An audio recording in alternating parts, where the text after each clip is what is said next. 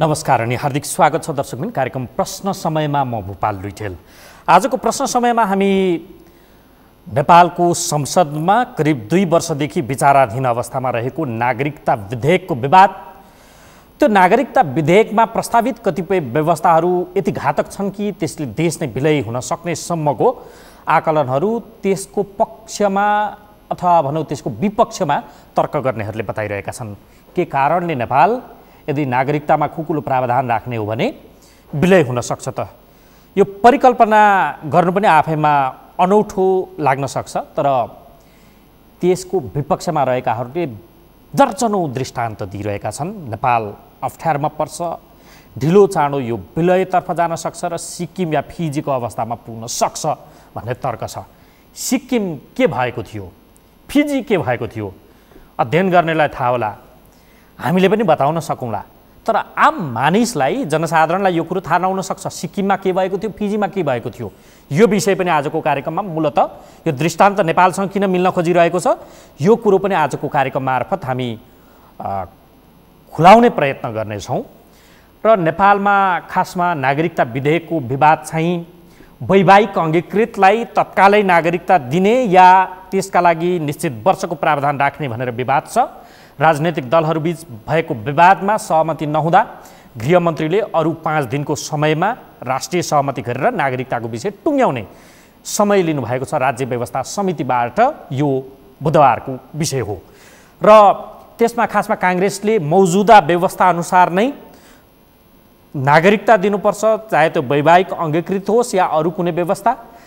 कसैले आफूले अर्को देशको नागरिकता त्यागेको प्रक्रिया सुरु गरेको उसले प्रमाण पेश गर्छ भने त्यसलाई नागरिकता दिँदा फरक पर्दैन भनेर तर्क गरिरहेको छ। वामपन्थी दलहरू र जो कम्युनिस्ट भन्छन् उनीहरूले चाहिँ कम्तीमा 7 वर्षको व्यवस्था गर्नुपर्छ भनेर तर्क गरिरहेका छन्। नागरिकताको विषयसम्ममा दलहरू बीचको मत विभाजन हुनुले कता कता हामी राष्ट्रियताका विषयमा पनि नक्कली कुरा गरिरहेका छौँ कि जस्तो पनि भान हुन्छ। यो विषय कसरी सुल्टाउन सकिन्छ, खासमा अङ्गीकृतको विषय किन टाउको दुखाइको विषय भइरहेको छ आदि इत्यादि विषय आजको कार्यक्रम मार्फत खुलाउने प्रयत्न हुनेछ। मैले सुरुवातमा बताएँ यसका लागि हामीसँग हुनुहुन्छ यो अभियानमा लामो समयदेखि लागिराख्नुभएका वरिष्ठ अधिवक्ता बालकृष्ण नेउपाने। स्वागत छ यहाँलाई। नमस्कार। आराम हुनुहुन्छ? आराम। पृष्ठभूमि मैले बताएँ सुरुवातमा चाहिँ यो नागरिकताको विषय एउटा लेमेनले सामान्यतया जो देश विदेशको कुरा पनि बुझ्छ उसले चाहिँ नागरिकताको विषय 2 खालको प्रावधान संसारमा यसको नीति अवलम्बन गरिएको देखिन्छ। कतै गरम नीति छ, कतै नरम नीति छ। जे गर्दा पनि हुँदो रहेछ। अमेरिका जस्तो देशलाई टाउको दुखाइ छैन, त्यहाँ नरम नीति देखिँदो रहेछ। डिबी भरेर जानेले पनि नागरिकता पाएकै छ, ग्रिन कार्ड लिएर जानेले पनि पाएकै छ, कता कता 10 लाख डलर तिरो भने तत्कालै नागरिकता पाउनेसम्मको विषय पनि सुनिन्छन्। अस्ट्रेलिया, क्यानाडा लगायतका देशमा यो व्यवस्था छ। हाम्रोमा जब जब नागरिकताको विषय आउँछ अब यो टर्रो पनि लाग्न सक्ला कतिपयलाई, कमाउने विषय बनाउन खोजियो भन्ने आरोप छ जो पीडित छन् एकातर्फ त्यो थरीले। अर्का थरीले यो राष्ट्र हाम्रो हो खबरदार, रङ हेरेर अझ लाग्ने गरेको आरोप, रङ हेरेर खबरदार यो नागरिकता भनेर अम्लो ठड्याउनुहुन्छ तपाईँहरू जस्ता व्यक्ति भनेर आरोप लाग्ने गर्छ। कृपया माफ गर्नुहोला, लाग्ने आरोप यो छ। यो गरम र नरम नीति के हो? अहिले पहिले म नागरिकता भनेको के हो त तपाईँले प्रश्न पार्छु। यो जस्तो हामी हरेकको अलग अलग परिवार छ नि, त्यो परिवारको सदस्य भएपछि त्यो परिवारसँग केही अधिकारहरू सृष्टि हुन्छ। हजुर। त्यो परिवारको नाताले यो नागरिक भनेको पनि यो देशको परिवार हो। यो परिवार भएको नाताले उसका केही हक र दायित्वहरू सृष्टि हुन्छ। जसरी एउटा परिवारमा आफ्नो नाता नभएको मान्छे नाता बनेर आयो भने जे पीडा चाहिँ तपाईँको परिवारमा हुन्छ, हजुर, त्यही पीडा चाहिँ तपाईँको यो देशमा पनि हुन्छ। हजुर। अब हामी संसारमा तपाईँको नागरिकता आफ्नो देशको आवश्यकता अनुसार हजुर नागरिकता नीति तय गरिन्छ। अब हाम्रो देश कस्तो श्रेणीमा पर्छ त? संसारमा धेरै खालका देश छन्, आफ्नो आवश्यकता हेर्नु पऱ्यो। जस्तो मैले भने अघि तपाईँले प्रश्न उठाउनु भयो, अमेरिका, क्यानाडा, अस्ट्रेलिया जहाँ ठुलो भूमि छ, जनसङ्ख्या कम छ, उनीहरूलाई के पर्छ भने विदेशीहरू आइदिउन्, अझ योग्य आइदिउन् भनेर उसले विभिन्न माध्यम लिन्छ। जन्मको आधारबाट पनि दिन्छ, वैवाहिक गरे त्यो पनि दिन्छ, पहिले ग्रिन कार्ड दिन्छ, ग्रिन कार्ड दिएपछि फेरि यति वर्ष पछाडि नागरिक बनाइदिन्छ। त्यतिले पनि पुग्दैन, डिबी चिट्ठा भराएर बटाबट नागरिकता बनाइदिन्छ। त्यति भने शरणार्थी लगो, शरणार्थी लगो, त्यतिले पनि उसको पुगेको छैन। सकेसम्म योग्य मान्छे यहाँबाट कुनै देशबाट अमेरिका गएको छ भने सकेसम्म फिर्ता नहोस्। योग्य मान्छेको त संसारमा खाँचो र छ। खाँचो हो। अब भन्छु, अब हाम्रो चाहिँ कस्तो छ त भन्दा हाम्रो भूमि सानो छ। हाम्रो आफ्नै जनसङ्ख्यालाई हामीहरूले रोजगार दिन नसकेर 80 लाख चान्चुन संसारमा भड्किरहेका छ अरबको तातोमा। हाम्रा देशका यति ठुला छिमेकीहरू छन्। हामी 3 करोड छौँ, दक्षिणतिर 130 करोड छ, उत्तरतिर 130 करोडभन्दा अझ बढी छ। अर्थात् त्यो देशको 2% जनसङ्ख्या हाम्रामा आयो भने हामी डबल हुन्छौँ। हाम्रो जम्मै जनसङ्ख्या त्यो देशमा गयो भने बल्ल 2% बढ्छ। अर्थात् समुद्र र लोटा जस्तो छ। समुद्रलाई ल्याएर तपाईँलाई लोटामा हालिदिनु भने लोटाको अस्तित्व सकिन्छ। यहाँ नरम नीति नागरिकताको लिनुभयो भने सलह जस्तो आउँछ। उत्तरबाट पनि आउँछन्, दक्षिणतिरबाट पनि आउँछौँ। यहाँ त हामी सलह किरा जस्तो आउँछ। झुन्ड चाहिँ भन्नुहोस् न, अहिले चाहिँ उसबाट पाकिस्तानबाट भारततिर आयो नि 4-5 लाख 4-5 लाख झुन्ड आए। त्यही झुन्ड तपाईँ केही समय अगाडि यो जुन परिपत्रबाट नागरिकता दिँदा तराईमा मेला लागेको, लाठी चार्ज भएको, त्यो त रोक्यो नि। त्यो त अदालतबाट रोकियो, सरकारले त रोकेन नि, हामीहरूले रोक्यौँ। त्यसैले के हो भने नेपाल चाहिँ कठोर नागरिकताको नीति लिनुपर्ने श्रेणीमा पर्छ। मैले अघि भनेको शब्द तपाईँलाई फेरि मार्क गरेँ है मैले, योग्य मान्छेको संसारमा खाँचो छ। अब हाम्रो चाहिँ अयोग्य लिउँ, लाग्ने मान्छे आए यहाँ। भारतमा पनि अपराधी आए, कसरी केही काम नलाग्ने आए, साइकलवाला आए, खाली कागज र सिसावाला के अरे तपाईँको खाली सिसीवाला आए, ठुल्ठुला आए त, करोडौँ लगानी गर्ने पैसा आए, व्यापारी आएन नि। यहाँ जम्मै लिच्चड आए, अपराधी आए र अझ भारतका टेरिस्ट आएर त तपाईँ यहाँ बिहा गरेर सुनसरीमा बसेर नक्कली नागरिकता लिएर बसेर छ, भारतले समाएर लगो। यहाँ चाहिँ त्यहाँ काम नलागेका भन्नुहोस् न, यहाँ आए। त्यसैले मैले के भन्छु भने अब नागरिकताको कठोर नीति कहिले लिएको थियो त भन्दाखेरि 19 सालको संविधानमा थियो र 47 सालको संविधानमा थियो। संसारमा एउटा आधार वर्ष भन्ने एउटा नागरिकताको विषय हुन्छ, कट अफ इयर। त्यो हरेक देशले एकचोटि मात्रै कायम गर्छ। हाम्रोमा पटक पटक छ। भारतमा 1950 छ। अहिले पनि हाम्रा 1950 भन्दा पछाडि गएका जो आसाममा बस्छन् नेपालीहरू, तिनीहरूलाई नागरिकताको ठुलो समस्या छ। उसले के भन्छ भारतले 1950 भन्दा अगाडि आएको प्रमाणित गर, तिमीहरू अगाडि जन्मेको प्रमाणित गर, म नागरिकता दिन्छु। 1950 भन्दा पछाडि आएका मान्छेले नागरिकता पाउँदैन। धेरै मान्छे त्यहाँबाट खेद दिए पनि। त्यसैले हाम्रो देशमा चाहिँ के भयो भने जब हामी राजनीति परिवर्तन गर्छौँ, राजनीति परिवर्तन गर्दा हरेक राजनीतिक परिवर्तनका साथमा हामीले कट अफ इयर परिवर्तन गऱ्यौँ। अब तपाईँले प्रश्न गर्नु होला, कट अफ इयर परिवर्तन गर्दाखेरि कसरी विदेशी नागरिक आए त? हाम्रो देशको अवस्था कस्तो छ भने 1950 को भारतसँग भएको सन्धिको सुविधा लिएर यहाँ भारतीयले काम गर्न पाए, नेपालीले पनि भारतमा पाए। अब नेपालीले त्यहाँ जन्माएको आधारमा नेपालीको चाहिँ नागरिकता पाइँदैन। त्यहाँ त्यस्तो कानुन छैन।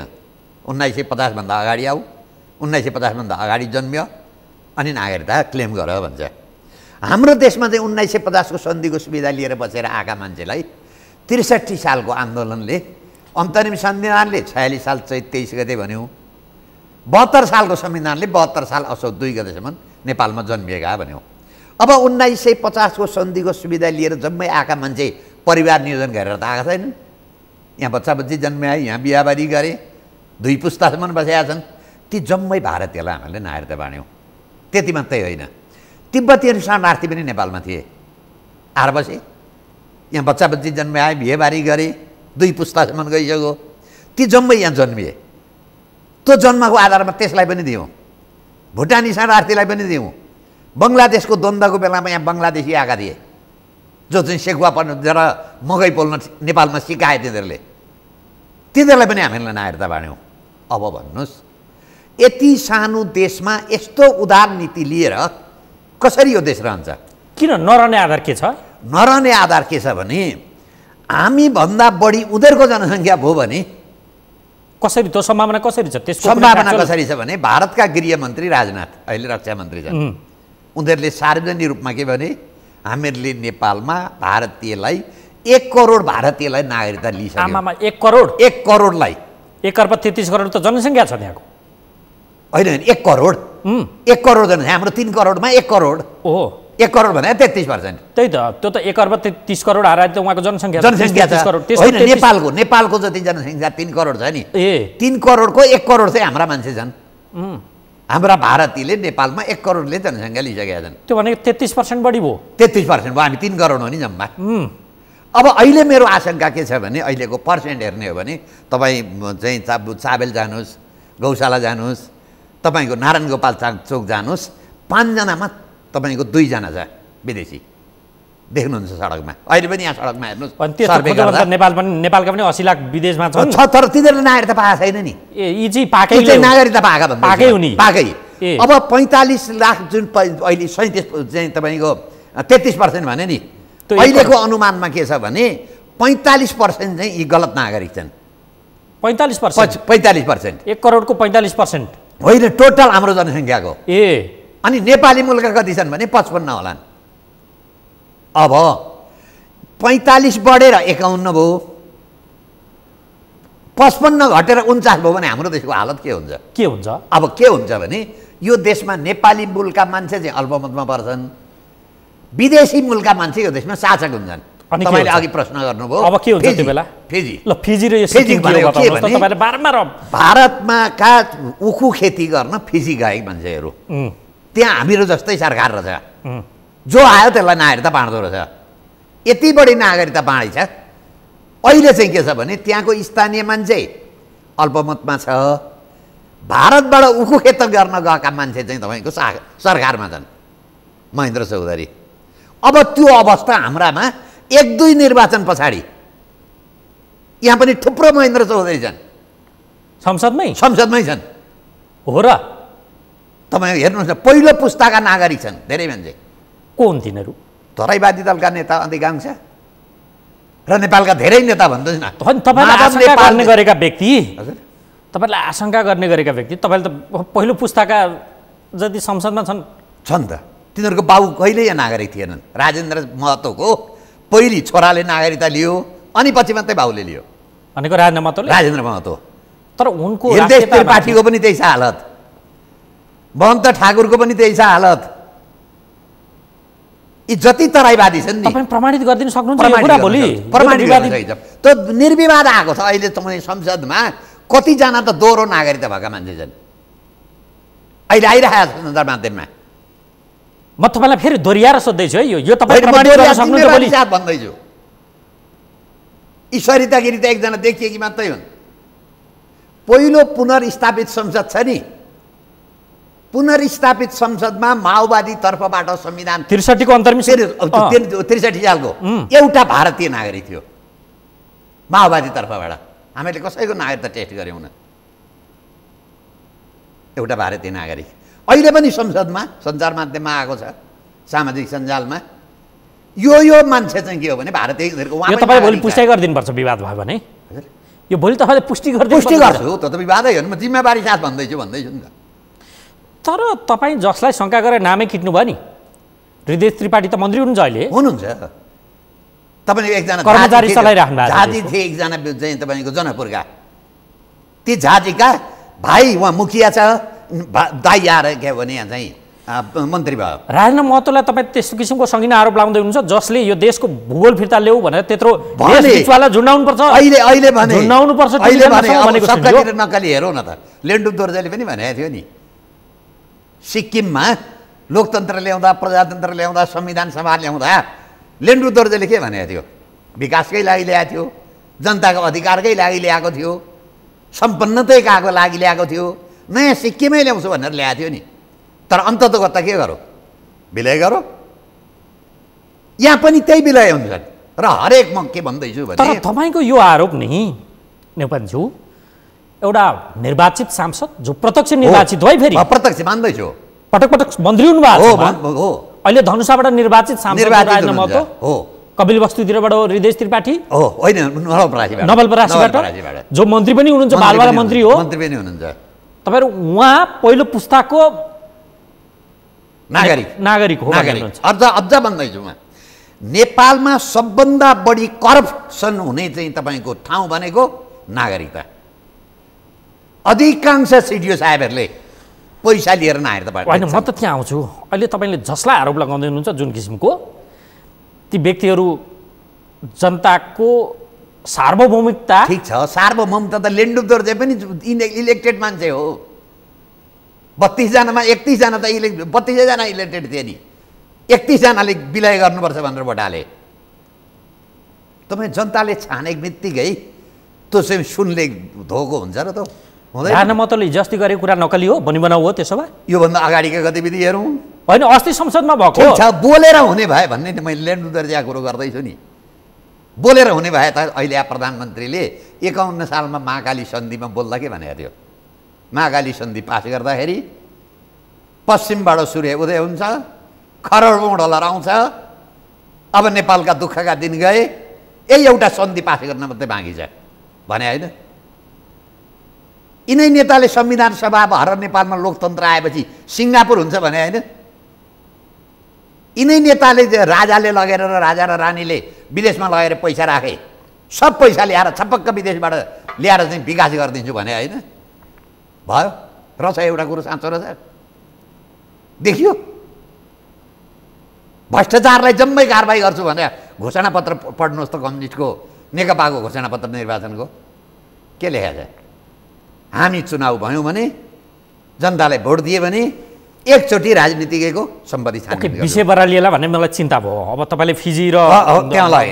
अब सिक्किममा लान्छु, सिक्किमको उदाहरण दिँदै अब सिक्किममा लान्छु। सिक्किममा के भयो? नेपालको जस्तै राजा थिए, तानाशाही राजा भयो भनेर राजा बिदा गरियो। लोकतन्त्र, प्रजातन्त्र, एकदम राष्ट्रियता रक्षाका लागि लेन्डुदोर्जी आए यहाँ बाह्रमुदे जस्तै। सिक्किमको पनि पूर्वाधार बाह्रमुदेकै थियो, भारतबाटै सञ्चालन भएका मान्छे थिए। तिनले के गरे भने पहिले राजा बिदा गरे, अनि नेपालको जस्तो नयाँ नेपाल, नयाँ सिक्किम बनाउनुपर्छ, लोकतन्त्र हुनुपर्छ, प्रजातन्त्र चाहियो, जनताको अधिकार रक्षा गर्नुपर्छ भनेर संविधान सभा बन्यो। त्यसबिचमा यति बढी भारतीयलाई नागरिकता बाँडिसकेको रहेछ। अब नेपाल सिक्किमले हामी संविधान बनाउन पनि सकेनौँ न, अब यो देश के हो भने स्वतन्त्र बस्ने कि नबस्ने भन्दाखेरि जनमतबाट अब यो देश स्वतन्त्र नबस्ने भनौँ। संविधान सभाले पनि 32 मध्ये 31 जनाले भोट हाले 1975 सिक्किमको घटना। अर्को सिक्किम हो नेपाल, ठ्याक्कै नेपाली मुलकै मान्छे थिए। एकजना त रामचन्द्र पौडेलै थिए। ती रामचन्द्र पौडेललाई मैले सिक्किमका राजतन्त्रबाट मैले पनि भेटेको छु। ती मान्छे नेपाल आएका थिए, ती अहिले पनि जीवित छन्। अर्को सिक्किम, भारतका 3टा नेपाललाई प्राथमिकता। पहिलो सकिन्छ भने सिक्किम बनाउने, सकिएन भुटान बनाउने। भुटान कसरी बनाउने? राजाले बनाउने। 45 सालमा राजा वीरेन्द्रलाई पनि भुटानको प्रस्ताव दिए। राजा वीरेन्द्र भुटान बन्नुभन्दा म चाहिँ के हो भने नेपालको जनता अन्तर्गत म बस्छु भनेर संवैधानिक भएर बसे। राजा ज्ञानेन्द्रलाई तपाईँको बङ्गलादेशमा भारतको प्रधानमन्त्री मनमोहन सिंहले तिमी भुटान भनेर बस भनेर गरेको प्रस्ताव, त्यही प्लेनमा हुने पी खरेल पत्रकार र मणिन्द्र रञ्जन जोशीलाई प्लेनमै बोलाएर राजा चाहिँ अगाडि बिजनेस क्लासमा बसेका, पत्रकार चाहिँ पछाडि चाहिँ इकोनोमिक क्लासमा बस्दाखेरि प्लेनमै बङ्गलादेशबाट आउँदा यी 2 जना मान्छेलाई बोलाएर ल्याउ त भनेर एडिसीलाई भनेपछि 2 जना आएपछि मनमोहन सिंहले मलाई भुटान भनेर बस भनौँ, मैले मानिनँ। एकछिनलाई मानु, राजा ज्ञानेन्द्रले भुटान भनेर बस्या भए राजाको गद्दी जाँदैन थियो, जागिर जाँदैन थियो। तर राजा ज्ञानेन्द्रले के भने, म भुटान बन्नुभन्दा जनतालाई छोडिदिन्छु, नागरिक भएर बस्छु। त्यो हाम्रो नेताले त्याग गर्न तयार छन्। त्यसैले म त के भन्छु भने नेपाल यही 12 बुँदे दिल्ली सम्झौताले, माओवादीको जन्म पनि थाहा पाउनुभयो तपाईँले, बोक्सीले भन्यो, प्रणब मुखर्जीले किताब लेख्यो, भारतीय रकाले किताब लेखे, टाढा जानै परेन नि। हाम्रा कान्तिपुरका सम्पादक केशर सुधीर शर्मा प्रयोगशाला किताबै लेखे, पढ्नुहोस्। यिनीहरूको काँसी कहाँ रहेछ, यी कोबाट सञ्चालन हुँदो रहेछन्। रका प्रमुखले भने होइन, मैले बल्ल बल्ल बल्ल प्रचण्डलाई गणतन्त्रमा कन्भिन्स गर्ने, त्यसका लागि मैले पैसा पनि दिएको छु। त्यसैले म त बारम्बार भन्ने जिम्मेवारीका साथ भन्दैछु फेरि, सिक्किम संविधान सभाले विलय गरो, नेपाल संविधान सभाले बनाएको संविधानले विलय गर्दैछ। तपाईँले भन्नुहोला कसरी? हरेक सरकारको पहिलो काम नागरिकता बाँड्ने हुन्छ। मैले अघि राजनाथको भने 1 करोड हामीहरूले लिइसकेका छौँ, हाम्रा सत्ताधारीले भने होइन हामीहरूले नेपालीलाई मात्रै दिएको, भारतको गृहमन्त्रीले नागरिकता 1 करोड दिएको भने गलत तथ्याङ्क हो। कोही भन्न तयार छ? छैन। मलाई एउटा उदाहरण दिउन्, संसारका कुनै पनि देशले नागरिकताका लागि आधार वर्ष परिवर्तन गरेको? यो देशले 3 चोटि गरिसक्यो। 47 सालको संविधान किन मृत्युवरण गर्नु पर्यो? 2टा कारणले। एउटा, 47 सालको संविधानमा नागरिकताको प्रावधान 19 सालको राखियो। अर्को, नेपालको जलस्रोतलाई डबल लकमा राख्यो 2/3। भारतसँग यिनै 2टा चिजमा उसको समस्या, एउटा नागरिकता बढाउने, एउटा नेपालको जलस्रोत भारतले लाने। त्यही प्रावधान बदर गर्नलाई नेपालमा माओवादीको जन्म भयो। माओवादी 17,000 नेपाली मरे। माओवादी सुरुङ युद्ध गरेको होइन। पहिलोचोटि पुनर्स्थापित संसदले नागरिकता ऐन 2063 जारी गरो। संविधान थिएन त्यतिखेर। संविधान बाउ बेगरको छोरो जन्मियो। अदालतमा मुद्दा हाल्यौँ, सोकाज पनि भएन। कुन शक्तिले गरेन? होला नि त, कुनै शक्ति त होला नि त्यहाँ। त्यसैले म के भन्दैछु भने यो अहिलेको खड्ग ओलीको सरकार भन्नु न, राष्ट्रवादी नाकाबन्दीको विरोध गर्ने यो सरकार आएपछि पहिले अघि तपाईँले चाहिँ सुरुमा भन्नुभयो नि, विधेयक हाउसमा बिचारा दिन्छ। कसरी परिपत्र नागरिकता गयो? मेला त लागेको थियो तराईमा। यहाँका थिएनन्, मोटरसाइकल लिएर भारतबाट आउँथे। तपाईँ जानकार तराईका मान्छेलाई सोध्नुहोस्, 3-4 किलोमिटर उतासम्म जम्मै नेपाली नागरिक छ। तपाईँलाई म बर्दियाको घटना सुनाउँछु। चुनावमा उम्मेदवार भोट माग्दा माग्दै भारत छिरिसक्यो। कसैले भनिदिएछ, ए तपाईँ भोट माग्दा गलत ठाउँमा आउनुभयो, यो त भारत हो। उम्मेदवारले के भनेछ? भारत भएर के भयो? भोटर यी छन्, जम्मैले नागरिकता पाएका छन्, यिनीहरूकै मान्छेको नेपालमा भोटर नाम छ, भोटर जहाँ भोटर छन् त्यहाँ न प्रचार गर्ने भनेर भारतमा प्रचार गरौँ। त्यो देश रहन्छ? पहलमान र बच्चासँग समानताको सिद्धान्तले तपाईँको पहलमानी गर्नुभयो भने त्यो बच्चा जीवित हुन्छ? भारत पहलमान, भारत पहलमान, चीन पहलमान, हामी बच्चा जनसङ्ख्याको हिसाबले र भूमिको हिसाबले, शक्तिको हिसाबले पनि होला, शक्तिको हिसाबले पनि, प्रशासनको हिसाबले पनि। अब एउटा नि तपाईँको यो जुन डिस्क्रिप्सन सुनिन्छ यसको अर्थ यो हो कि भारतको नियत सिक्किम या फिजी बनाउने छ नेपाल? त्यो त इन्दिरा गान्धीको ब्ल्याक एन्ड व्हाइटमा छ नि। त्यो त डक्ट्रिन नै हो। डक्ट्रिनै हो नि। खैर, त्यही डक्ट्रिनको सुरुवात चाहिँ माओवादीबाट भयो। अब बाह्रमुदे दिल्ली सम्झौता राजाले मानेको भए माओवादी देखाएर भुटान बन्ने, राजा मानेनन्, जनताका छोराबाट सिक्किम बनाउने। अब चीन र चाहिँ अन्तर्राष्ट्रिय जगतको कारणले सिक्किम बन्न सम्भावना भएन भने फिजी बनाउने। नागरिकता भनेको यस्तो चिज हो, बिना सेना देश लिन सकिन्छ। ओके, त्यही पोइन्टमा म आउँछु। त्योभन्दा अगाडि बिचमा तपाईँका यहाँ जति व्याख्या गर्नुभएको छ त्यसै बिचमा प्रश्नहरू जन्मिएका छन्, ती म उठान गर्ने प्रयत्न गर्छु। त्योभन्दा अगाडि राजेन्द्र महतो, हृदय त्रिपाठी लगायतका मधेस केन्द्रित दलका नेताहरूका प्रति तपाईँको जुन आशंका छ, तपाईँको दाबी आजका दिनमा यो पनि हो कि उनीहरू दोहोरो नागरिकताधारी पनि हुन्? छानबिन गरौँ न, मलाई छानबिन गर्न दिनुहोस् न। होइन, तपाईँको तर्क के हो त? हो, हाम्रो ऐनले व्यवस्था गरेको त अङ्गीकृत हुनको लागि उता त्यागे पछाडि दिने व्यवस्था छ। उनीहरू अहिले पनि अलग तर्क छ फेरि। होइन, तपाईँको तर्क के हो? उनीहरू अहिले पनि अलगै छ। भारतमा के हो भने नागरिकता बाँड्ने काम चाहिँ सीमितलाई हुन्छ। होइन, अहिले मैले तपाईँलाई सोधेको चाहिँ आजको दिनमा राजेन्द्र महतो सबैभन्दा राष्ट्रवादी नेता बनिनु भएको छ संसदको। उनीहरूको जम्मै भोटर लिस्टमा नाम छ। उनीहरू दोहोरो नागरिकताधारी हुन्? दोहोरो नागरिकता हुन्, रासन कार्ड छ यिनीहरूको। को हुन्? तपाईँको हुँदै हुँदै तपाईँको नवलपरासीबाट एकजना के काङ्ग्रेसका तपाईँको पूर्व गृह राज्यमन्त्री हो, उनको त उहाँ रासन कार्डै रहेछ, ब्याङ्क एकाउन्ट नै रहेछ। त्यसको उनले खण्डन गरेका छन्। को हुन् त दोहोरो नागरिकताधारी? तपाईँले दोहोरो नामै गिर्नुभयो नि। तराईका अधिकांश मान्छे छन्। त्यो भनेको को? अब त्यो लामो लिस्ट हुन्छ। होइन, गन्ने मानेको देखिएको चिनिएको त भन्न सक्नुहुन्छ। तराईवादी पार्टीका अधिकांश नेता। त्यो भनेको को? तपाईँको के अनिल शाह छन् भन्नु न, तराईवादी पार्टीका पहिलो पुस्ताका नागरिक। त्यो भनेको गन्ने मान्ने देखिएका नेता भन्ने हो भने तराईवादी पार्टीका अधिकांश नेता भने हो। डिटेल जाँदाखेरि त धेरै धेरै जानुपर्छ। केहीको त नाम भनिदिनु सक्नुहुन्छ? मैले भने नि त तपाईँको चाहिँ राजेन्द्र महतो, महन्त ठाकुर चर्चामा आइरहेको छ, सञ्चार माध्यममा आइरहेको छ। दोहोरो नागरिकताधारी हुन्। दोहोरो नागरिकताधारी हुन्। अनि त्यहाँबाट त्यो एकजना झा एमालेका के स्थानीय विकास मन्त्री भएका थिए, जनकपुरका हुन्, तिनको भाइ उहाँ मुखिया छ। मैले मुद्दा हालेँ, तिनको भोटर लिस्ट आएर सर्वोच्च अदालतमा।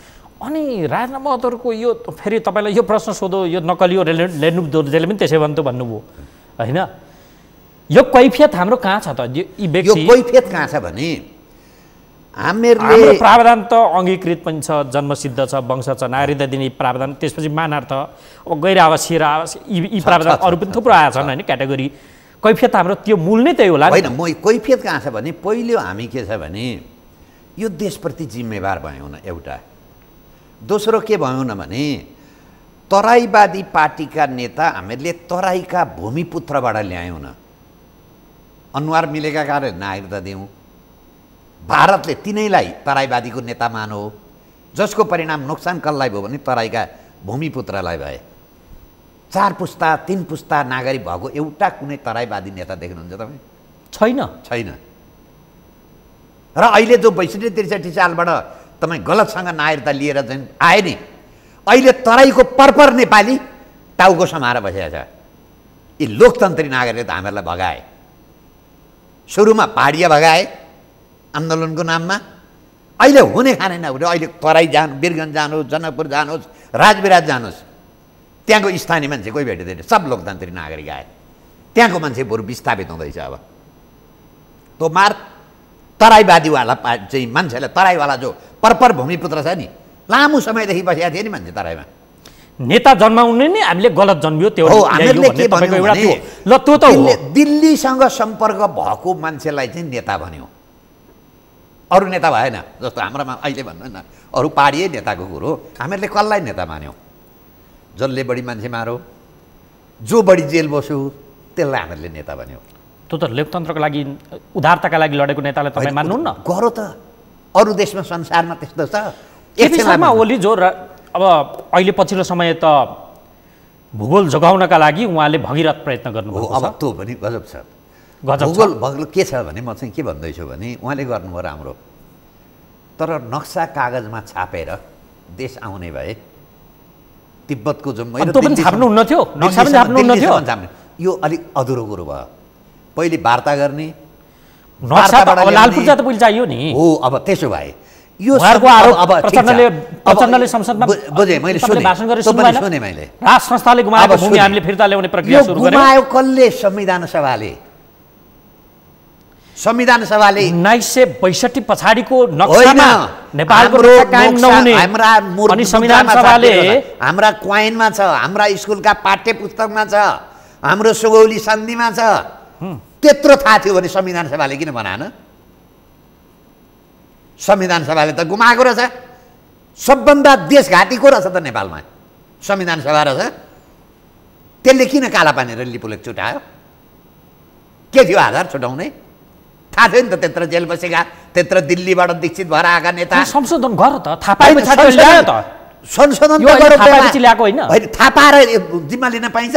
के अरे यो पनि गर्नु पाइँदैन। खड्गौलीले के भने, मैले कहिल्यै नक्सामा पढ्न पाइनँ, हामीले त पढ्न पाएनौँ। हो, उहाँकी चाहिँ तपाईँको चाहिँ के अरे अरियाल तपाईँको भूमि सुधार मन्त्रीले के भनिन्, यो हाम्रो होइन, किन यो नक्सा निकाल्नु पर्यो? जनताको दबाब।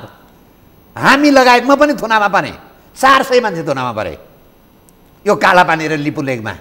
देशभरि आन्दोलन उठो, अनि यो आन्दोलनलाई निस्तेज गर्नलाई एउटा चाहिँ प्लट रचियो भने यो कागजकै छ है, म नक्सा बनाइदिनु पर्यो भनेर केटाकेटीलाई ललिपप भन्छ नि, त्यसका लागि यो काम गरियो जनदबावको कारणले। होइन भने प्रधानमन्त्रीले होइन भने चिफ नेपाल आर्मीको चिफ त्यो क्षेत्र गएर भिजिट गरेर आइसक्नुभयो, छैन अनि ओरै जानुभयो, जाँदै हुनुहुन्छ।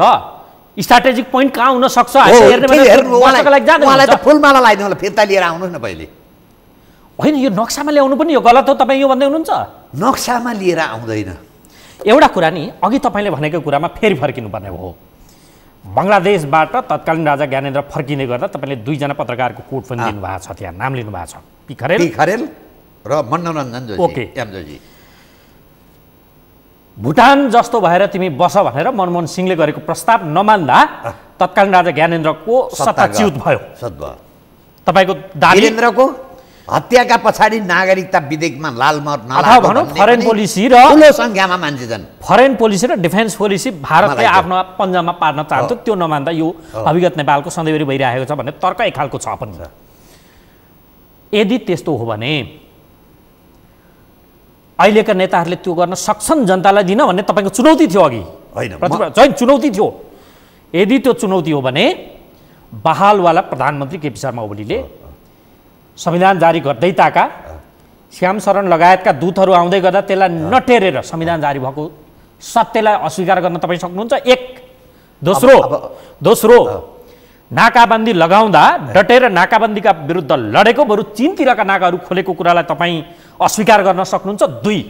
3, भारतले 2019को नोभेम्बरमा हाम्रो भूमिलाई समेटेर नक्सा जारी गरिसके पछाडि नक्सा जारी गर्ने प्रक्रिया हुँदा उसले हेपेर अझ हाम्रै भूमिमा 18 किलोमिटर त सडक नै खनिसके पछाडि कति साल अगाडिदेखि खनेको त थाहा पायो, 5 सालदेखि भनिरहेको छ सरकारले।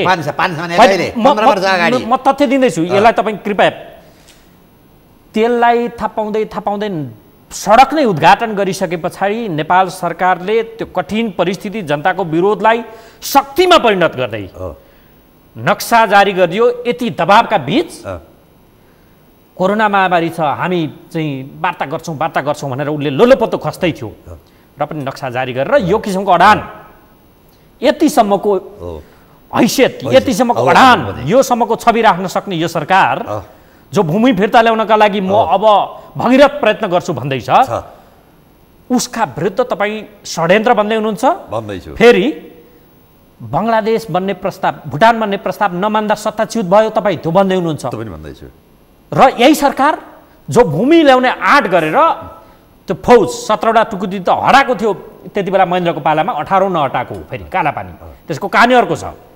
त्यसलाई पनि हटाउने प्रयत्न यही सरकार गर्दैछ। जनताको माहौल यो सरकारलाई यो गरेको कामका प्रति जनताले यसरी हात थापेका छन्, भले अरू गल्ती बिर्से पनि यसका विरुद्ध तपाईँ यति कठोर र निर्मम तवरले प्रश्न गर्दै हुनुहुन्छ। यसको राष्ट्रवादी छविमाथि तपाईँ प्रश्न गर्दैछु। अब म भन्दैछु, अब बताउनुहोस् त, यो व्यवस्था त झन् भूमिका विरुद्ध लडो भन्दैछु म। यो सत्ताको भविष्य होला, त्यसो भए मेरो प्रश्न यो हो, यो व्यवस्थाको जग कहाँ? 12 बुँदे दिल्ली सम्झौता। यो संविधानको जग कहाँ? 12 बुँदे दिल्ली सम्झौता। त्यो त खारेज माओवादी होइन, सुन्नुहोस् न, माओवादी अहिले पनि भन्दैछ नि यिनीहरू 12 बुँदे दिल्ली सम्झौताको हामी चाहिँ उद्देश्य पुरा गर्छौँ। के हो माओवादी दिल्ली सम्झौताको उद्देश्य? र साथैमा तपाईँ के गर्नुहोस् भने एउटा चिलले चाहिँ के देखाएर बच्चा लान्छ भन्छ नि, हामी सिङमा झगडा गर्दैछौँ तर बारम्बार नागरिकता माडेर खसी लगेको हामीलाई थाहै छैन। खसी जान आँटिसक्यो, कुरो सिङमा लड्दैछौँ हामी। सिङ पनि हाम्रो हो तर प्रश्न त खसीको हो नि। कसरी? अहिले 51 भारतीय मूलका मान्छे भयो भने देशको हालत के हुन्छ? हिम्मत गर्नुहुन्छ यो नागरिकता प्रावधान खारिज गर्न? जवाफ दिनुहुन्छ बारम्बार कटबियर किन परिवर्तन गर्ने? जवाफ दिनुहुन्छ 1950 को सन्धिको सुविधालाई लिएर आएका भारतीयलाई किन नागरिकता दिनुभयो? जवाफ दिन सक्नुहुन्छ तिब्बती शरणार्थीलाई किन नागरिकता दिनुभयो? सरिता गिरी जस्ता हाउसमा कसरी आए? यसको जवाब छ। यो के का लागि यो काम गरियो भने सरकारको भ्रष्ट छवि, एउटा भ्रष्टाचारलाई कारबाही भयो। वाइट बडीदेखि लिएर एनएसएलदेखि लिएर कतिवटा काण्ड भए, अनि त्यो कारबाही गरेन भने हाम्रो भूमि हो। तर सक्कली हो कि नक्कली हो? ए यो नक्कली काम हो, हेर्दै जाउँ न त। परिणाम गर्नुहुन्छ तपाईँ? परिमाणित आउनु पर्यो नि त। मलाई त चामल चाहियो, कागजका चामल, कागजमा लेखेको चामलले मेरो पेट भरिँदैन। चामल ल्याउनका लागि मेरो पहिले कागजको चामलले घट्दै भने नि तपाईँ प्याड बनाउनु परेन, बरु देखाइदिनुहोस् न, फलाउनुहोस्। त्यसैले मधेसवादी दलले च्यालेन्ज गरे नि, प्रधानमन्त्रीज्यू नक्सामा मात्रै आएर नेपाल भूमि आउँदैन, भूमि ल्याएर देखाउनुहोस्। तर भूमि ल्याउँदै सिँगै खसी त जाँदै छैन। पहिले खसी बचाउनुहोस् न। तपाईँलाई म भीमसेन थापाको कथा भन्छु। भीमसेन थापा अङ्ग्रेजबाट आए, सामान्य सिपाही थिए, अङ्ग्रेजसित अनावश्यक युद्ध लडे। उनको आउने सृष्टि अङ्ग्रेजबाटै भयो। त्यतिखेर बाबुराम आचार्यको एउटा किताब पढ्नुहोस्, अब यस्तो कहिल्यै नहोस् भन्ने। भाइ भारदारले जम्मैले भने अङ्ग्रेजसित युद्ध लड्नु हुँदैन, हामीसित रसद पानी छैन, हतियार छैन, त्यो पनि संसार जितेर आएको अङ्ग्रेजसित हुँदैन। भीमसेन थापाले युद्ध नलडेको भए हाम्रो सतलजसम्म र टिस्टासम्म थियो नि, अनावश्यक युद्ध लडे, सुगौली सन्धि भयो, त्यसपछि भीमसेन थापाको काम सकियो, गए। त्यो अवस्था त हुँदैन। जङ्गबहादुर 4वटा जिल्ला थपेर ल्याए त, फिर्ता ल्याए। तर नायक भीमसेन थापा, खलनायक जङ्गबहादुर नेपालको इतिहासमा। त्यस्तै हुनसक्छ। म त भन्दैछु। यसको मतलब ऊ मालिक हो भने उसलाई रिजारै बसिराख्नु पर्छ। रिजाएर भने होइन, के हो त? पहिले आफ्नो खसी राख्नुहोस्। होइन, खसी गइसक्यो, गर्दा पनि छैन, उ गर्दा पनि छैन। पहिले यो देश जम्मै खाएको रोक्नुहोस् न। पहिले बाँकी त रह्यो, अरू कति 66 कति वर्ग किलोमिटर होइन, 3 लाख कति वर्ग किलोमिटर त पहिले सुरक्षित गर्नुहोस्। भारतबाट यसरी सलह आएका छन्, चीनबाट यत्तिकै सलह आएका छन्, त्यसलाई रोक्नु भएन भने के हुन्छ? पिजी के भयो, सिक्किम के भयो? मैले तपाईँलाई मेरो प्रश्न चाहिँ के थियो भने, तपाईँ यो सरकार नक्कली हो, राष्ट्रवादी त यसको आवरण मात्रै हो भनिरहँदा किन मैले तपाईँलाई दृष्टान्त दिएको छु नि? गुलाम फुल्दैन। होइन, मैले तपाईँलाई दृष्टान्त 2-3वटा दिएको छु नि, त्यसको जवाफ दिनुहोस् न। मैले के भन्दैछु भने धतुरो रुपैयाँ छ, चीनसँग खोलेको ठिक छ, खोलो बाटो, राम्रो बाटो खोल्नुभयो, तर परिणाम आएको छ। नाकाबन्दीका लागि एउटा तेल आयो, एउटा तेल आयो। आज भूमि फिर्ता ल्याउन प्रक्रिया सुरु गर्ने प्रधानमन्त्रीलाई यसरी आरोप लगाउन मिल्छ? हरेक प्रधानमन्त्रीले कोसिस गरेका थियो भने त हुन्थ्यो होला नि त। यो संविधान सभाले किन यो भूमि फिर्ता ल्याएन? अर्को तपाईँ भन्नुहोस्, यति डेन्जर खेल खेल्दैछन् नि। यो संविधानमा जारी हुँदाको क्षेत्र भन्छ एउटा, 4मा कमा के छ? संविधान जारी भएपछिको क्षेत्र भन्छ। यो कमा त परेन, खमा पर्यो। के युद्ध गरेर जित्नुभयो? भोलि अन्तर्राष्ट्रिय न्यायालयमा मुद्दा पुग्यो। त्यहाँका न्यायाधीशले सोधे नेपालका वकिल साहबलाई, के भने संविधान जारी हुँदाको क्षेत्र यो होइन, किनभने तपाईँको त्यो के चिन्हमा छैन। अब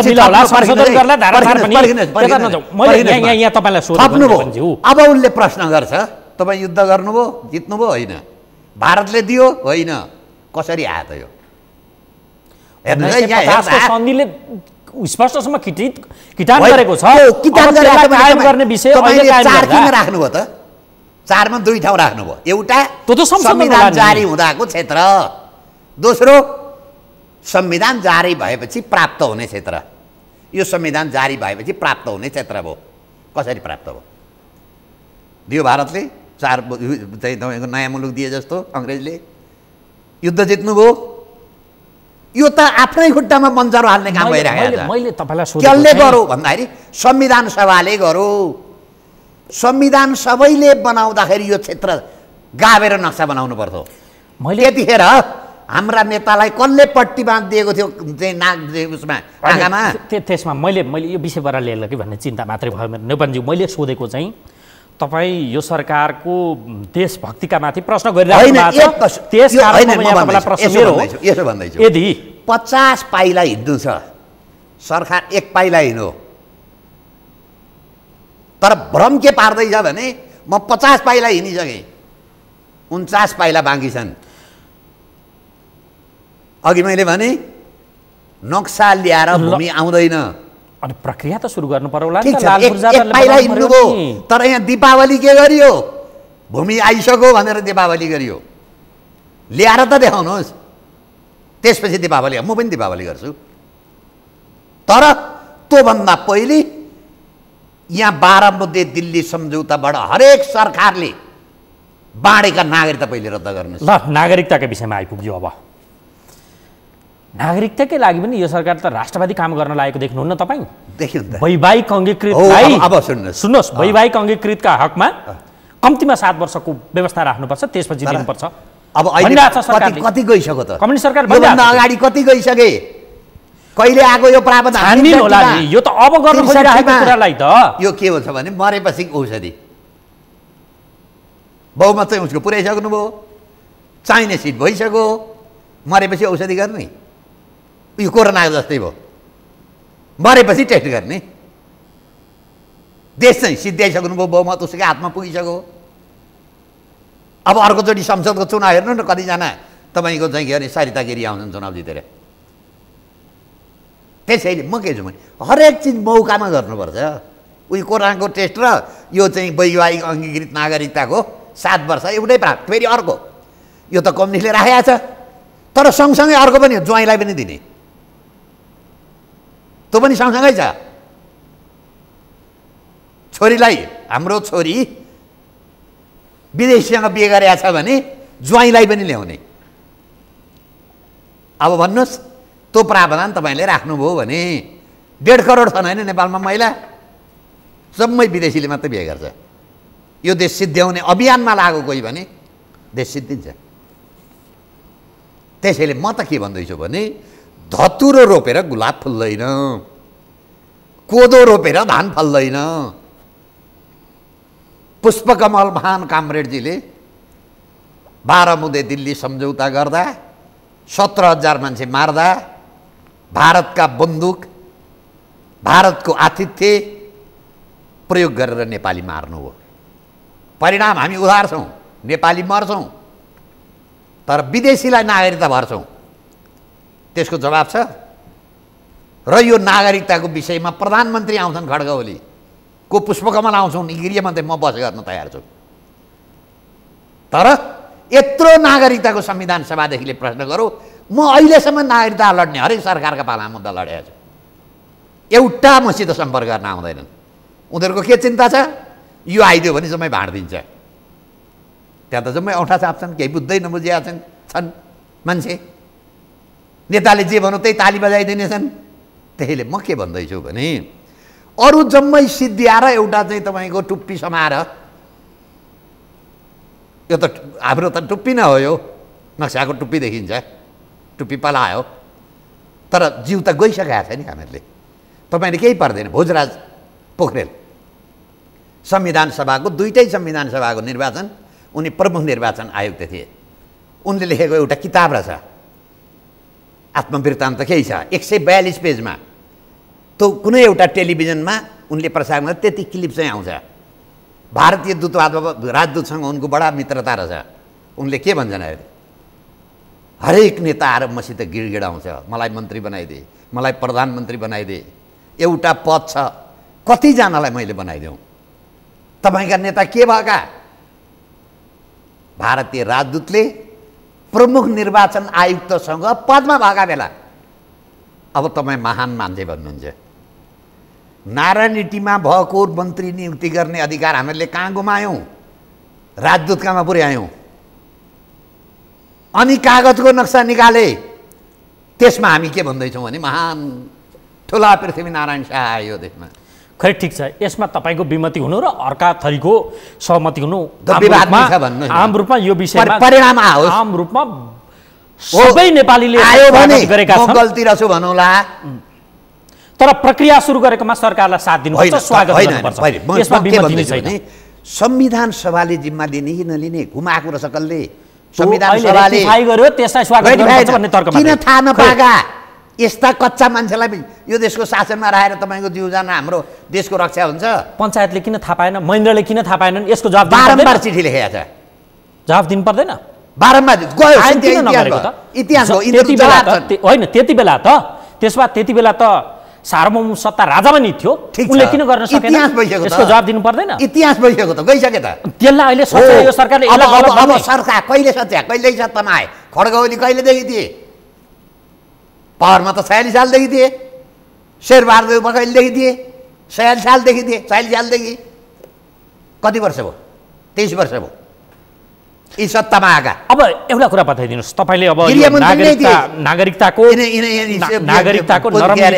खड्गप्रसाद ओली नागरिकताको नरम नीति लिँदा देश फिजी या सिक्किम हुन्छ, तपाईँले अघि भनिसक्नु। यहाँ तपाईँको तर्क त 51% भारतीयहरू पुग्न सक्ने अथवा तेस्रो देशबाट आएकाहरू अङ्गीकृतहरू पुग्न सक्ने पनि भारतबाट बढी अरूबाट अङ्गीकृतको बहुमत हुन सक्ने अवस्था। यसमा जन्मसिद्ध पनि छन्, यसमा वंशज पनि छन्, जो नेपालभन्दा बढ्ता अरू देशबाट आयो अथवा अर्को देशप्रति ऊ वफादार हुन्छ। तपाईँको तर्क त यही हो नि सारमा। अब अन्त्यमा यो बताइदिनुहोस् त, तपाईँले अघि भनेको एउटा कुरा मैले बडो मार्क गरिरहेको छु, बारम्बार मैले त्यसैमा फर्किन चाहेँ। तत्कालीन राजा ज्ञानेन्द्रको सत्ताच्युत के कारणले भयो? भुटान बन्ने उसको शर्त नमान्दा गयो तपाईँ भन्ने हुन्छ। त्यस्तो हो भने वर्तमान सरकार अथवा यी सत्ताधारी दलहरूले संविधान जारी गर्दै गर्दा 2072 को असोज 3 त्योभन्दा अगाडि भदौको मसान्ततिरै भारतबाट भारतीय दूतहरू पनि आएकै हुन्थे। तिनलाई नटेरी संविधान जारी भएको पनि सत्य छ। एकछिन है, नटेरी संविधान जारी गरेको सत्य छ। त्यति हुँदाहुँदै नेपालले नाकाबन्दी खेल्यो, यो पनि सत्य छ। त्यसका विरुद्ध लड्दै अहिले आएको पछिल्लो फेज 2019 को नोभेम्बरमा भारतले जारी गरेको नक्साका विरुद्ध नक्सा प्रकरण अहिले देखियो। उसले सडक समेत खनेर उद्घाटनै गरिसके पछाडि त्यो 12 वर्षको प्रकारान्तरमा चलेको जगजाहेर छ। फेरि अगाडिदेखि नै हो, 5 देखि नै, 5 देखि भनेपछि 15 वर्ष अगाडिदेखि, 15 वर्षदेखि त्यो चलेको एउटा प्रकारान्तरको परिणाम थियो। त्यति हुँदाहुँदै पनि उसलाई अटेर गरेर नक्सा जारी गरिसक्यो, त्यसलाई वैधता दिने प्रक्रिया सुरु भइसक्यो, कामकाजमा आउँदैछ। राष्ट्रपतिबाट प्रमाणित पनि भइसक्यो, राष्ट्रपतिबाट प्रमाणितै भयो, त्यो कामकाजमै आउँदैछ। अब भोग चलन मात्रै नभएको भन्ने अर्थ रह्यो अब, होइन? यो त मान्नु पर्यो नि, भोग चलन मात्रै छैन, अर्थ अब भइसक्यो। उसँग पंगा खोजेको त यो सत्य हो देखिराखेको। अब यो के हुन्छ? यो सरकारको भविष्य, यो सिस्टम के हुन्छ त? ल बताउनुहोस् त। मेरो यो तर्क, यो राजनीतिमा र कूटनीतिमा देखिने एउटा हुन्छ, गर्ने अर्को हुन्छ। यो सरसल्लाह गरेर भइरहेछ। अब सुन्नुहोस्, तपाईँको यो ब्लकेट छ नि, धेरै आलोचकहरू के भन्ने छन् भने मोदी र खड्ग ओलीको डिजाइनमा ब्लकेट भयो। पुष्टै गरिदिनु पर्यो त्यो त, त्यसरी आर्गुन होला त्यो भन्ने मान्छे पनि छन् भन्दैछु म। ओके, अब यही संविधान जारी हुँदा नेपालीलाई अलिकति भारतले भनिदियो भने चाहिँ त्यो चाहिँ राम्रो रहेछ भनेर जारी गर्छन् भनेर उल्टो कुरो गरे पनि हुनसक्छ। अब आए, म चाहिँ मेरो चाहिँ सुन्दैछु है, मेरो बुझाइ चाहिँ के छ भने यही मौका हो, तिमीले संविधान जारी गर्यौन भने कहिल्यै संविधान आएन भन्न चाहिँ म जारी नगर भन्छु, तर तुरन्तै संविधान जारी गर्यो भने तिमी संविधान ल्याउन सक्दैनौ। चाँडो संविधान जारी गरेर त्यही भारतबाट आएको टोलीले भनौ, त्यो संविधान जारी नगर्न आएको होइन, त्यो चाँडो संविधान जारी गर्न भनेर आएको। यो कुरा त जता बढ्दा नि भयो, यो त तथ्यभन्दा बाहिर देखिने भयो। राजनीति र कूटनीतिमा जुन कुरो गरिन्छ त्यो भनिँदैन। अहिले भएको के हो त? यो त्यसो भए त अघि तपाईँको यो दुईटा खालको शङ्का आयो है। एउटा तपाईँले भन्न खोज्दै हुन्छ यो सरसल्लाह भइ गरिरहेका छन् भन्ने जस्तो आयो। दोस्रो फेरि तपाईँकै अघि चेतावनी के छ? ज्ञानेन्द्रले नमान्दाखेरि सत्ताच्युत भएर राजतन्त्रै गयो भनिरहँदा यो सरकारको त के यो सिस्टममै पनि जान सक्छ? तपाईँको त दुई खालको चेतावनी आयो या के तर्क? एउटामा अडिक हुनुहोस्, एउटा चाहिँ के छ भने यो भएको के हो त? एउटा चाहिँ के यथार्थ मान्छु भने यो व्यवस्थासँग उत्तर र दक्षिणका मित्र राष्ट्र सन्तुष्ट छैनन्। उसैले फालेको तपाईँ भन्दैछु होइन, भन्दैछु कारण किन? जम्मैले मेरै पोल्टामा आओस्, चीनसँग सम्बन्ध नगरोस्, अमेरिकासँग सम्बन्ध नगरोस् भन्ने भारतको इच्छा। चीनको इच्छा के? मसित मात्रै सम्बन्ध गरोस्, भारतसित नगरोस्, अमेरिकासित नगरोस्। अमेरिकाको इच्छा के? मैले पहिले इन्टरभ्यू त तपाईँको पुष्पकमल दाहाल र कृष्णबहादुर महराको सियानमा प्रसारण गरेँ, जम्मै हामी पश्चिमाले गरिदिएको, एमसिसी ल्याओस् भन्ने उसको इच्छा हुनसक्छ। अहिले नेपालमा तीनटा देशको सन्तुलन मिलिराखेको छैन। मैले त्यो माने, यो कुरा त तपाईँसँगका मेरा अगाडिकै पटक पटक अन्तरमा त पनि यस्तै यस्तै खालका कुरा आएका छन्। मैले अहिले चाहेको चाहिँ तपाईँको दुई खालको आशंका छ, एउटामा अडिनुहोस् भन्ने मात्रै मेरो प्रश्न। एउटा के यिनीहरूले मिले भगतमै यो गरिरहेका छन् कि भन्ने पनि तपाईँको त्यस्तो त्यस्तो खालको कुरा पनि आयो। जे भइरहेछ नि अहिले विकसित घटनाक्रम एउटा त्यो हो। किनकि तपाईँले संविधान जारी गरेको भन्दैछ यो कुरो। त्यही त संविधान अहिलेको चाहिँ प्रकरण के हो त? यो मिले भगतमा भएको भने होइन, यदि होइन भने यो सत्ता च्युत हुन्छ भन्ने तपाईँ जारी गर्न सक्नुहुन्छ। चाहिँ म के त्यो त्यसमा म भन्दिनँ अहिले। भन्नु पर्यो मात्रै भन्छु भने यो नक्सा ल्याउने काम जनदबावको कारणले भयो। यो भूमि संविधान सभाले वैधपूर्वक विदा गरिसकेको भूमि, किन थाहा थियो नि यिनीहरूलाई? थाहा थियो। 15 वर्ष के गरेर बसे आगनमा बजे त थाहा थिएन भने मैले सोधेको यसलाई सारमा जवाब दिनुहोस्। कृपया समय पनि कम भएकोले यो अहिले जे प्रकरण देखिएको छ नि भारतसँग टसल, त्यही प्रकरणले लिएर लद्दाखमा त भारत र चीन बीच भिडन्तकै प्रक्रिया भएको छ। हाम्रोमा कालापानी प्रकरण, किनकि सेनापति र एपिएफको चिफ पनि त्यो क्षेत्रमा पुगेर छाराङमा पुगेर आइसक्नु भएको अवस्था छ। त्यहाँनिर अब नेपाली सेनाको सम्भवतः एउटा फौज पुग्न सक्छ भन्ने खालको तर्क आइरहेको छ, पोस्ट पुग्न सक्छ भन्ने। सबै नेपाली त्यही चाहन्छन् पनि। फेरि यो बताइदिनुहोस् कि यो अहिले भएको प्रकरण पनि तपाईँको आशंका यो मिले भगतमै भइरहेको छ या यदि संविधान मिले भगतमा थियो अहिलेको प्रक्रिया मिले भगतमा होइन, त्यसो भए यो सत्ताको भविष्य के हुन्छ? अघि तपाईँले ज्ञानेन्द्रको उदाहरण दिनुभएको छ। अब यो सत्ताको भविष्य चाहिँ यिनीहरूकै हातमा छ। किन? भारतको हातमा छैन। भारतको हातमा छैन, यिनीहरूको हातमा। त्यसमा त जनताको अपेक्षा पुरा गरे। नेपाल सिङ्गापुर भयो, 80 लाखलाई नागरिकता के अरे तपाईँ रोजगार दिए, भारतीय नागरिकता रद्द गरे, कोरोनाको सङ्कट भएर देश विकास गरे, सिङ्गापुर भयो। यो व्यवस्था रहन्छ, राख्नुपर्छ। यो कार्यन्वयन खालि भ्रष्टाचारको अखडा मात्रै बनाए। हाम्रा राष्ट्रपति यति ठुला चाहिँ तपाईँको सेता हात्ती भए। अब यो सेता हात्ती नेपालीले धान्दैन र मैले त बारम्बार भन्ने गरेको छु। अबको शासन व्यवस्था 10 जना मात्रै मन्त्री, 100 जना मात्रै संसद। तपाईँहरूको इच्छा त अझ ज्ञानेन्द्रलाई ल्याउँ भन्ने होला। त्यो पनि हामीले डाइरेक्ट भनेका छौँ। संसद अन्तर्गत राज संस्था भएन भने यो देश रहँदैन। जे हालत सिक्किमको भयो त्यही हालत नेपालको हुन्छ। त्यो त बारम्बार पहिलो काम नागरिकता बाँडेकैले प्रमाणित हुन्छ नि। भनेपछि अब कामना गरौँ यो सरकारले जसरी अहिले पछिल्ला दिनमा काम गरेको छ, तपाईँले पनि स्वीकार्नुभयो यो मिले भगतमा छैन। पार्ट चाहिँ मिले भगतमा छैन, जनदबाव। तर नक्सामा मात्रै सीमित रहनुभयो भने चाहिँ योभन्दा ठुलो राष्ट्रघात अर्को हुँदैन। हवस्, महत्त्वपूर्ण समय र यो संवादका लागि तपाईँलाई धेरै धेरै धन्यवाद। अलिक चर्काचर्की पनि भयो है, तपाईँलाई धेरै धेरै धन्यवाद। आदरणीय दर्शकहरू, आजको कार्यक्रमको निर्धारित समय सकिएको छ। आज हामीले वरिष्ठ अधिवक्ता बालकृष्ण न्यौपानेसँग अङ्गीकृत नागरिकता विवाद प्रकरण, अझ हामीले यहाँ समय अभावका कारण कम्युनिस्ट काङ्ग्रेसहरू बिचको विभाजन यो नागरिकता प्रकरणमा देखिएको छ, त्यो विषय त छुनाइ पनि सकेनौँ समय अभावका कारण। तथापि सारमा उहाँको त्यही छ, उनीहरू भारतलाई रिझाउन चाहन्छन्, सत्तामा रहिरहन चाहन्छन्, त्यसकारण यो भइरहेको छ भन्ने उहाँको आशय छ। र आजलाई यो कार्यक्रमको समय यहीँ सकिएकाले हामी बिदा माग्छौँ। नमस्कार।